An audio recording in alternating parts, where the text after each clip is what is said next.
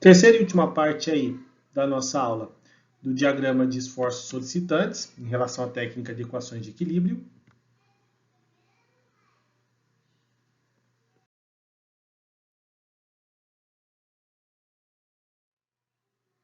Bom, até agora nós vimos os esforços externos, as seções de análise, como que ela tem que ser dividida e como que a gente faz a análise da força cortante. Nessa aula a gente vai falar como que se monta o equacionamento do momento fletor e como que a gente vai fazer os esboços dos diagramas de força cortante e momento fletor. Então, o passo 4 aí da nossa metodologia é agora fazer a determinação da equação do momento fletor. Tá? Como que a gente vai fazer isso? A gente vai ter que determinar uma equação para cada trecho que a gente fatiou. Tá? Então, cada trecho que a gente estiver analisando vai ter uma equação diferente representativa desse momento fletor. Por quê? Porque as forças atuantes na seção 1 é diferente das forças atuantes na seção 2, na seção 3 e assim por diante. Então, você vai ter uma diferenciação na equação do momento fletor, então você vai ter que fazer essa análise para cada trecho da viga. Como que a gente vai fazer isso? Bom, então para a gente voltar aí, vamos relembrar, a viga que a gente estava usando para análise era a nossa viga com 3 carregamentos, com carregamento P1, P2 e P3, tá? E as forças de reação de apoio, que nós tínhamos aí denominado como RAY e RBY. Então, como é que a gente vai montar o momento fletor agora para esse tipo de viga? Bom, a primeira coisa é a nossa divisão de trechos, lembrando que ele vai até próximo ao carregamento, mas não chega a pegar o carregamento, tá? Essa seção 1 aí, ele vai ser dado dessa forma. Eu tenho aqui, no caso, as forças atuantes nesse trecho, que é qual? Apenas a força RAY. E eu preciso determinar o momento, a equação de momento para esse trecho aqui, tá? Nesse caso, a gente sempre vai adotar como M0 o ponto extremo da viga da seção de análise. Tá? É sempre usado esse ponto para poder considerar igual a zero. Bom, então o que eu tenho aqui?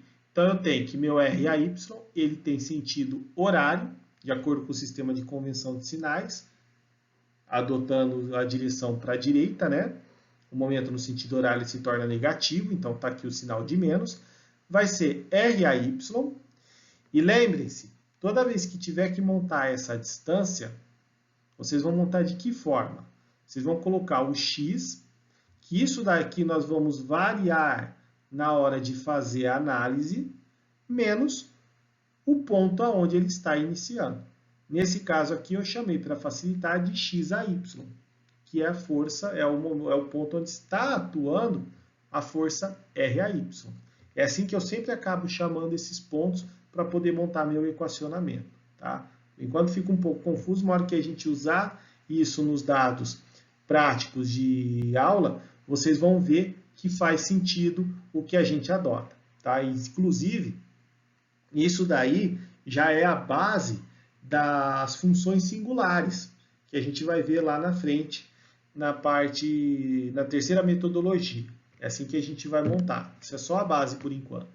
Então, a gente vai colocar, então, x menos o ponto onde atua a força RAY, mais o mx aqui. São os dois momentos que eu tenho para essa seção de viga.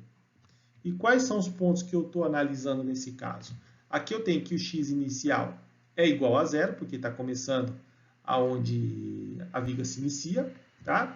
O x final vai ser até o xp1. Tá? É o xp1 que delimitou esse espaço que a gente está analisando. E aqui eu sei que meu xay ele vai ser igual a zero. Então, eu poderia ter até escrito a minha equação só com menos RAY vezes x, tá? Porque o x e y vale zero. Mas é sempre bom deixar todas essas incógnitas bem definidas, porque as próximas vocês podem acabar esquecendo de colocar essa distância e aí seus cálculos acabam saindo de forma errada. Tá? Então, mantenha sempre esse padrão. Uma dica importante. Bom, o próximo trecho é esse que vai até o ponto de carregamento P2, mas ele não chega a P2, ele está próximo, mas não chega a tal. Então, o que eu tenho aí? Eu tenho nesse trecho a força RAY e eu tenho a força P1 atuante. E ele termina com o momento mx aqui do lado. Então, qual que é o equacionamento para essa seção agora? Lembrando que a minha análise que eu estou fazendo é desse trecho aqui apenas, mas na hora de fazer o equacionamento, eu tenho que pegar toda a viga que começa do zero e vai até esse ponto, ok? Bom, então, somatória do momento nesse ponto extremo aqui é igual a zero, tá? Então, o que eu vou ter? Eu vou ter meu RAY, que eu já determinei na equação anterior, sempre vai sendo uma sequência dele, tá? Vai ser x menos xAy, tá? E esse valor dentro da viga a gente já determinou qual que é, mais P1, x menos xP1. Eu tenho que saber o momento que ocorre nesse ponto aqui. Então, a diferença, eu tenho todo esse x aqui, né? Menos a diferença que vai daqui até aqui, eu vou ter qual? Eu vou ter esse braço aqui, que é onde ele está fazendo o momento girar, tá? Então, a minha força P1, ele vai ter esse braço. Para obter esse valor, eu vou colocar o x, tal como eu coloquei, porque essa é incógnita que a gente vai variando na análise, menos o valor fixo, que é o xP1, que é onde está atuando essa força. E para finalizar, mais mx. Tudo isso igual a zero. Quais são os pontos de análise? O x inicial agora ele não começa no zero, ele começa onde? Ele começa onde está atuando a força xP1. Tá? O x final, ele vai até onde? Ele vai até o xP2, ou seja, eu estou analisando esse trecho da minha viga aqui. Tá? É esse trecho que eu estou analisando. Então, começa de P1 e vai até P2. E o xP1 é eu saber onde é a distância que ocorre esse ponto. Aí eu posso substituir aqui e já começar a montar a minha equação. Tá? Então, esse é o segundo trecho da viga. Terceiro trecho é até onde vai a força P3. Então, tá aí nossa viga. Nós temos a força, quais forças atuantes? Primeiro, nós temos a força RAY aqui. E nós temos as forças pontuais de P1 e P2. E ali na extremidade, o momento em x que eu quero analisar. Bom, então vou adotar esse ponto agora aqui como m0 valendo igual a zero. Né? Então, eu tenho que a minha equação começa a ficar maior. Né? Em que eu tenho o RAY, que é toda essa distância. Como eu estou analisando a partir desse trecho aqui, né? Que pega esse trecho aqui, eu vou pegar o x, que vai corresponder a esses pontos, menos esse ponto aqui. Tá? Então, ele vai começar anteriormente, que foi desse ponto para girar, e depois ele vai complementar esse ponto aqui. Ok? Mas, P1 ele está girando no sentido anti-horário, está de acordo com a convenção, mas, agora só um pouquinho aqui, ó. Vocês estão vendo que essa parte aqui da minha equação, ela não modificou da anterior, certo? Só que não vai modificar. Então, quando você vai sempre montando cada trecho da equação, se você for fazendo de forma atenta e correta, você só precisa ficar preocupado do último trecho que você não analisou, que é onde está pegando a força. Porque dali para trás ele não vai modificar. Vai ser x menos xAy, x menos xP1. Então, sua equação não vai mudar. Tá? Então, uma dica importante aí para vocês, não tem que ficar fazendo todo o tempo pensando na equação, é pegar a anterior e complementar com as forças que ainda não estavam atuantes. Tá bom? E aqui nós temos, só colocar aqui o pontador. E aqui nós temos a força P2, que ela vai ser o quê? Ela vai ser desse ponto aqui até esse. Então, vou ter aqui o P2, que vai ser x, que vai ser o que eu preciso analisar de distância, menos xP2, que é o ponto fixo, aonde a força P2 está atuante, mais mx aqui no final. Bom, quais são as distâncias que eu vou analisar? X igual a zero é igual a xP2, nesse ponto, tá? X final é igual a xP3. Tá? Então, eu vou analisar esse trecho da minha viga. xP2 é igual à distância aonde ocorre a força xP2. Vou só tentar uma coisa aqui para vocês. Tá? Quando a gente está analisando a viga anterior, o trecho anterior, nós não tínhamos esse trecho aqui. Certo? sem problema nenhum. O que acontecia? Eu tinha esse trecho, a hora que chegou até a distância máxima, eu terminei com um ponto do meu momento fletor. Tá? A partir do momento em que eu estou pegando o próximo trecho da viga, que agora eu vou ter o P2x menos xP2, tá? O que acontece? Tá? Quando eu começo a partir do ponto zero, o meu x aqui, P2, que é o x inicial, é xP2. Então, vai ficar xP2 menos xP2, isso aqui vai voltar a zerar. Por que vai zerar? Porque o meu momento inicial, que é esse aqui que eu estou adotando para análise, ele está em cima da força. Não tem força, mas não tem braço, então o momento é zero. O momento só vai atuar essa força aqui a partir do momento que eu for aumentando esse braço, que é onde chega o x final, que é o xP3, aí vai ficar xP3 menos xP2, que é essa distância aqui. Então, você vai ter uma modificação do ponto inicial para o ponto final para montar o seu diagrama de esforço fletor. Isso quer dizer o quê? Que quando você tiver que montar o seu diagrama de esforço de momento fletor, eles sempre vão ser pontos ligados um no outro. Se você chegar a calcular, e você, a não ser que tenha um momento binário aqui no meio, tá? Por exemplo, tem a força P2 tem um momento binário. Aí isso não é válido. Mas a partir do momento que eu só tenho forças pontuais na estrutura, esse ponto de cada ligação do meu diagrama de momento fletor, ele vai estar unido. É lógico que o próximo trecho ele vai sempre podendo ter uma diferença nessa inclinação. Tá? Mas, de certa forma, né, se não tiver um momento binário ali no meio para quebrar esse momento, o ponto de um para o ponto de outro, você vai sempre ter um conectado ao outro. Tá bom? E o último trecho, que eu tenho aí a força RAY, e eu tenho as forças pontuais, P1, P2, P3, e o momento MX. Bom, então agora a minha equação vai aumentar mais um pouco, tudo isso daqui vai ser mantido da equação anterior, e agora eu acrescento mais essa força aqui. Então tem todo o anterior mais P3, porque ele está no sentido anti-horário, X, que é o ponto de análise que eu vou determinar qual é o momento, menos XP3, que é aonde ocorre essa força atuante. Tá bom? Considerações de ponto. O x inicial vai ser onde está o xP3, onde está esse ponto. O x final é onde praticamente a gente termina a força BY. Tá? Então, coloquei aqui como XBY. E o XP3 é a distância aonde está ocorrendo o XP3. Então, isso aqui depois vai virar o quê?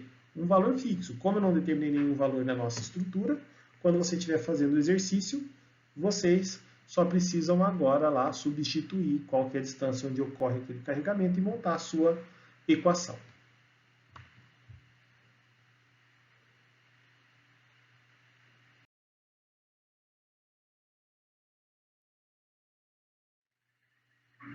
Voltando então agora à nossa análise do momento fletor, né? Vamos fazer agora o equacionamento para o nosso exemplo. Lembrando que vocês vão pegar o exercício que eu deixei indicado e vão tentar realizá-los, né? Então, faça a continuação desse exercício. Bom, a gente fez aqui o primeiro trecho da nossa viga, ele ia de 0 até onde ocorria o ponto de carregamento, né? O carregamento equivalente, o P equivalente, só que não chegava nele. Então, o primeiro trecho que eu tenho que analisar, ele tem o quê? Ele tem a força FAY, que foi calculada em 5 kN. Nós temos essa distância x, que é o ponto é o trecho que eu dividi para fazer a análise, e nesse ponto mx aqui é o que eu quero determinar o meu equacionamento. Bom, qual que é o trecho que eu estou analisando? Ele não ia o ponto no meio vão da viga, então ele ia de 0 até 2 metros. Ele começa com 0, tá? Em cima desse ponto, mas vai até 2, não chega a ser 2, mas é próximo a 2. X é igual menor que 2 metros. Bom, XAY é igual a 0, tá? Então esse ponto inicial aqui eu já estou determinando qual é o valor dele físico. Somatório de momento inicial igual a zero. Lembrando que esse momento aqui, com esse braço, sabendo que está nesse ponto aqui o M0, ele vai ser horário. Horário ele é negativo, né? Então, meu equacionamento vai se restringir a essa equação, tá? Em que eu tenho o momento negativo, então vai ser menos FAY, vezes x, que é a distância que eu preciso analisar, menos XAY, que esse valor aqui é fixo e vale zero, mais MX. Tá? Então, trocando aí em miúdos, a minha equação vai ficar menos FAY, x menos zero, mais MX, sabendo que o FAY vale 5 kN, então a minha equação final, passando o FAY para o lado que ele já não é mais incógnita, né?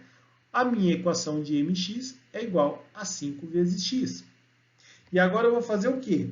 Eu vou começar a analisar os trechos em que eu estou, esse trecho de viga, essa distância. Primeiro trecho aí que eu considerei, o meu x é igual a zero. Então, eu vou fazer o produto disso daí, 5 vezes zero. O meu momento no ponto zero é 0 kN. No segundo ponto, nós temos que x é igual a 2. Tá vendo por que vale esse x aí? Esse x vocês sempre vão trocar pelo valor inicial e pelo valor final do seu trecho de análise. Ok? Então, eu tenho aí 5 vezes 2. E o meu momento no ponto 2 da viga, está aqui no M2, é de 10 kN.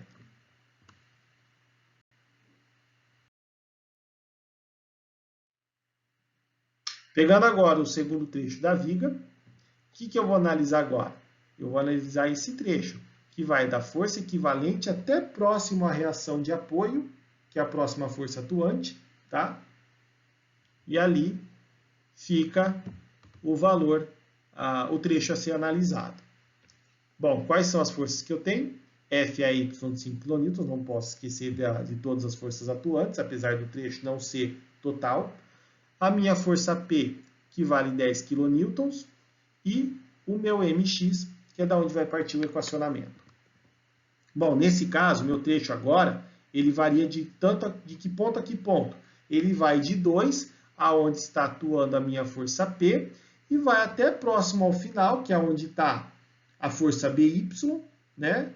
Que vale 4 metros. Não chega a 4 metros, mas é bem próximo a ele. Então, o meu XAY vale igual a zero. O meu XP, ele vale 2 metros. Eu sei onde está ocorrendo essa força. E agora eu vou montar a minha equação. Considerando que esse ponto aqui vai ser igual a zero, eu tenho o quê? Eu tenho o momento que é provocado por esse braço e essa força, ele é horário. Então, ele é negativo, segundo a convenção de sinais para esforço interno. O segundo, ele tem esse braço com essa força. Então, ele tem um sentido anti-horário, que na convenção ele é positivo. Então, para montar a minha equação, o que eu tenho? Eu tenho esse momento aqui, que é o momento do ponto A, que é menos FAY, x menos XAY, isso nós determinamos no trecho anterior. Agora nós temos essa força que está atuante, que ela é o quê? É a força P vezes x menos XP, tá? Que é o quê? É a distância onde está atuando a minha força P, tá? Mais o MX, que é o que eu quero determinar. Então, disso daí, substituindo os valores, o meu FAY vale 5, o meu XAY vale 0, o meu P vale 10 e o meu XP vale 2. Então, a minha equação MX vai se resumir a isso. 5x menos 10, x menos 2, igual a MX. Tá? Substituindo os valores, que nesse caso, o primeiro trecho é 2 metros, olha o que acontece. No trecho anterior, nós determinamos que não tinha esse ponto aqui, certo? Por quê? Porque não tem a força atuante. E mesmo que tivesse, não tem braço para ela atuar, porque aquele ponto eu considerei como zero. Então, vai ser menos 5x vezes 2, mais 10x, que vale 2 menos 2, ele vale zero.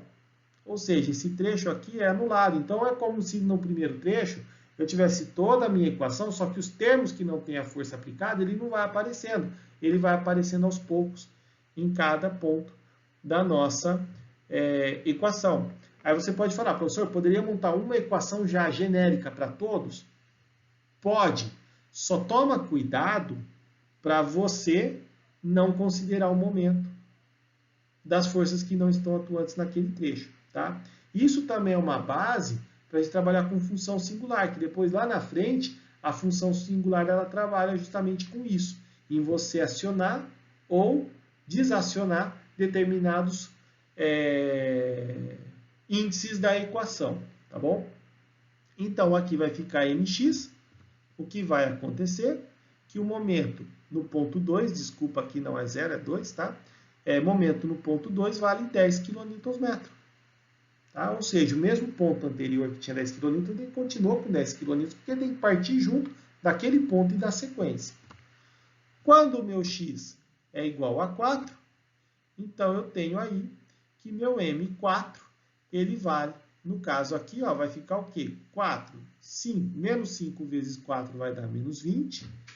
10, que vai ser 4 menos 2 vai ser 2, vai dar 20. Então, menos 20 com mais 20 vai ser igual a 0. Então, o meu momento no ponto 4 é igual a 0 kN/m.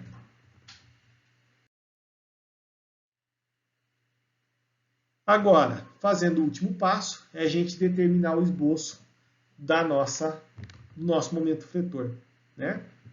Então, nesse caso aqui, e da força cortante também. Esboça-se o diagrama de força cortante, o V, ou V de x, quem queira chamar, e momento fletor M de x, seguindo os padrões de comportamento em cima dos resultados calculados. Então, você já tem os valores. Agora, você tem que saber determinar como que é esse comportamento da função degrau para a força cortante e da função crescente, no caso, para momento fletor. O que isso quer dizer? Toda vez que eu tiver o V positivo, a minha escada ela está para cima do eixo x. Tá? Ela é contínua, tá? E acima do eixo x. Quando minha força cortante ela é negativa, tá? O meu V vai ficar para baixo do eixo x. Então, só lembrando de novo, quando eu tenho aqui a força cortante for positiva, ela vai ficar acima do eixo x e contínua. Se a minha força cortante for negativa, ela está para baixo do eixo y, do eixo x, desculpa, e também ela é contínua. Para o caso do momento fletor, ele é uma função crescente. Se o meu momento ele é positivo, então a minha função ela tem que ser crescente, tá bom? Se o meu momento for negativo, a minha função ela tem que ser decrescente, tá? Isso não quer dizer que ele esteja para cima ou para baixo do eixo x, tá? A gente vai ver o exemplo mais ou menos ali na hora de montar, que isso não é verdade. Mas ele tem que ter esse comportamento, ou ele é crescente ou ele é decrescente. Se o momento ele é positivo, essa linha vai ser crescente, se o momento é negativo, ela é decrescente. Bom, então pegando aí no trecho da nossa viga, o que eu vou fazer agora? Eu vou pegar todas as forças, vou colocar todas as forças que estão atuantes, tá? P1, P2, P3. Eu tenho minhas forças de reação, RAY e RBY, e eu tenho os trechos que eu fiz o fatiamento para poder fazer análise. Tá? Então, vou montar agora umas linhas que realmente estão determinando esses trechos de análise. Então, eu tenho os pontos extremos da viga, isso tem que pegar ao longo de toda a extremidade. Eu vou colocar duas linhas no eixo X, uma para poder calcular, mostrar o diagrama da força V, e a outra para mostrar o momento fletor Mx. Tá? Então, o primeiro trecho pegava a força P1, o segundo trecho pegava a força P2 e o terceiro trecho pegava a força P3. Bom, no primeiro caso a gente viu que tinha dado um valor negativo, né? Então tá aqui, esse é o valor do módulo. O que acontece com o meu momento fletor? Como ele é negativo, então a minha força ela é decrescente. Isso aqui é só um esboço, tá? Que a gente está fazendo para aquele caso.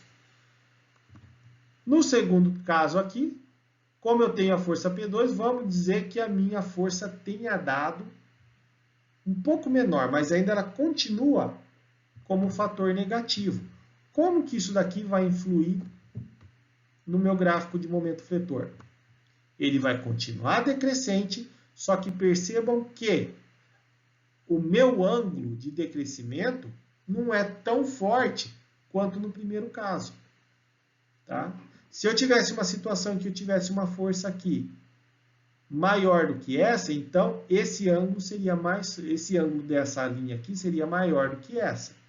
Então tem essas duas situações que eu tenho que comparar para poder montar esse esboço. Tá? Primeiro, a força Vx do próximo ponto em relação ao primeiro foi menor, mas ele é negativo, então ele tem um decrescimento, só que o ângulo de decrescimento não é tão forte quanto no primeiro caso. Tá? Lembrando que isso daí são só valores chutados, tá? Não é isso que seria o resultado final caso tivesse essas três forças. Vai depender de como está sendo aplicado do módulo dessas forças aplicadas, tá bom? É só um esboço para vocês entenderem como que isso funciona. Vamos dizer que quando eu pulasse do trecho P2 para P3, esse trecho que eu esteja analisando, aqui a minha força cortante tivesse dado positiva. Tá? Então, eu tenho aqui uma força RAY muito forte, que foi esse caso. Eu tinha a força P1 que já deu uma quebra, aí a força P2 já ajudou ele a se tornar positivo. Então, o que eu tenho? Eu tenho agora uma função que ela é crescente linear. Então, mesmo assim, ó, ele está aqui, crescente linear, mas mesmo assim ele está para baixo da minha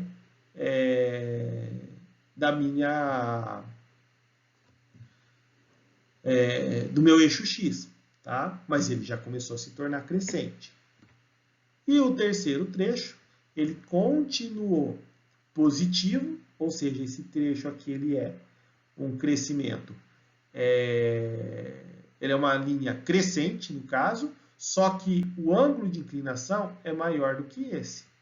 Então eu vou terminar a minha viga, né, com trecho de momento fletor até esse ponto final aqui. Tá? Então é dessa forma que a gente vai fazendo o esboço, sabendo que a força cortante ela é degrau, sabendo que a força do momento fletor ela é crescente ou decrescente, né? Você tem uma variação linear desse comportamento, e aí eu acabo determinando se o meu Vx é positivo naquele trecho, a linha é crescente, linear. Se o meu V ele é negativo, ele fica para baixo do eixo Y, né? E aí a minha linha ela é decrescente. É dessa forma que a gente monta esses esboços. E aqui a gente consegue determinar o quê? Quais são os trechos que teve o maior momento fletor e a força cortante. Nesse caso aqui, ó, se fosse dados os valores, né, dependendo da situação, eu teria que esse trecho aqui compreende ao trecho que tem a maior força cortante. Então, a minha força cisalhante da minha estrutura pode romper aqui. Tá? Nesse caso de momento fletor, tá, que é a força de flexão, ela ocorre aonde? No meio vão da viga. É nesse ponto P2 aqui. Então, se eu tiver algum problema de ruptura por momento fletor, vai ser nesse trecho aqui. E são esses pontos que a gente vai usar para fazer o dimensionamento da nossa estrutura.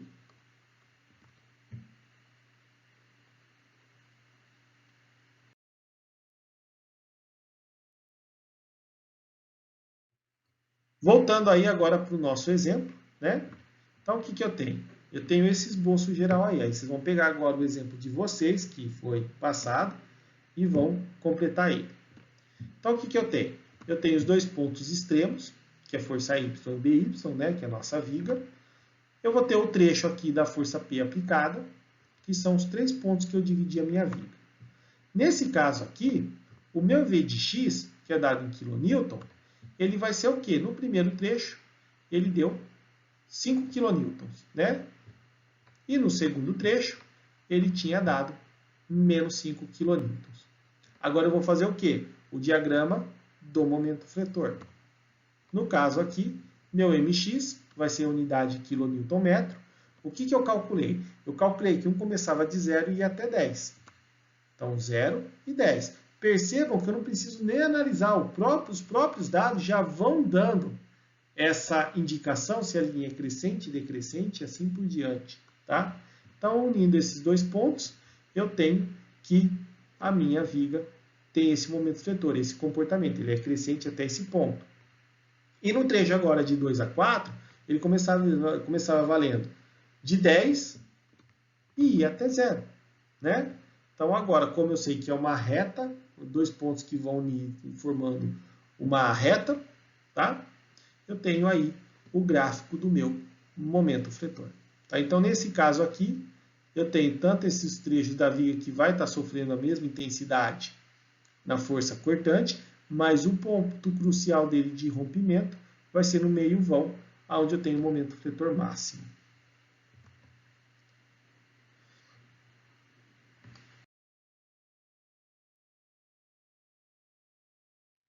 Bom, turma, então finalizando aí a nossa aula, tá?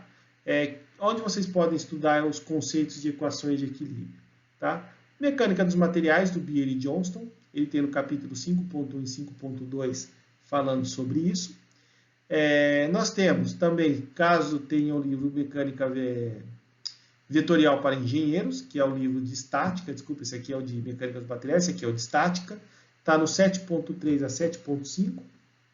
Geralmente é uma compilação um pouquinho melhor do anterior, tá? Se você comparar, mas os conceitos são os mesmos, vale a pena ler os dois, porque esse aqui também do Mecânica Vetorial tem umas dicas interessantes, tá bom?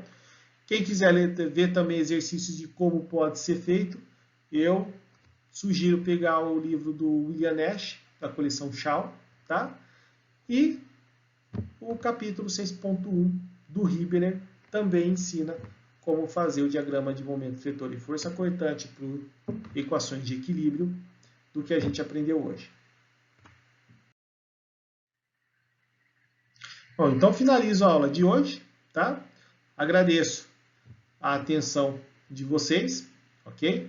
Uma boa semana e a próxima aula de exercício, tá bom? Até lá!